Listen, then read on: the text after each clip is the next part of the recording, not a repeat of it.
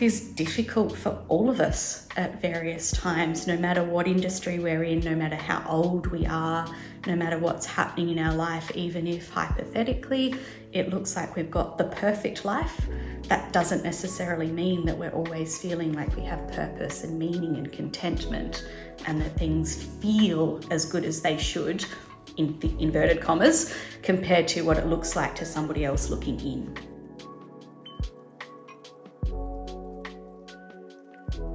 I think often it's when your thoughts and feelings are having a greater impact and stopping you from being the person you want to be or doing the things that you want to do in your life. And that's a very individual thing. So for someone, maybe as a parent, it might be that they're getting snappier with their children at various times. Or for somebody else, it might be a completely different matter. But the underlying element is, am I being the person I want to be and doing the things that matter to me? Or am I starting to withdraw away from the people and things that give me pleasure, meaning and purpose? Or am I feeling that these emotions are having a negative impact on my well-being in some way? The overarching goals that I try and work with is providing people with some different skills and strategies to be able to manage those more challenging thoughts, feelings and sensations more effectively, so that they're not having as great an impact and they're not controlling you in life.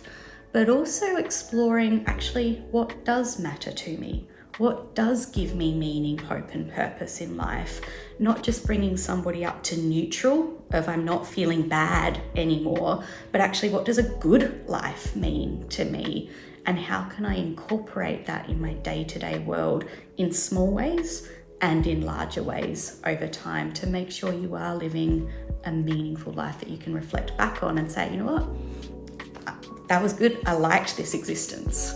I really recognize that it's a huge process to do this, and that it takes a lot of vulnerability and courage and strength to actually step through these doors. And that for many people, it's not just stepping through these doors, it's making an appointment with a GP, it's acknowledging within themselves, it's making numerous phone calls. There's many barriers to get into these rooms, internally and externally. And I think by allowing people to be the driver's seat in their own process, that this space is a space where they're in charge, not me. And it's much more about seeing somebody and being curious. You're the expert in your life. You're living it every day, every moment. You've been managing, maybe needing a little bit of support in that, but you've still been managing every day. You're still here.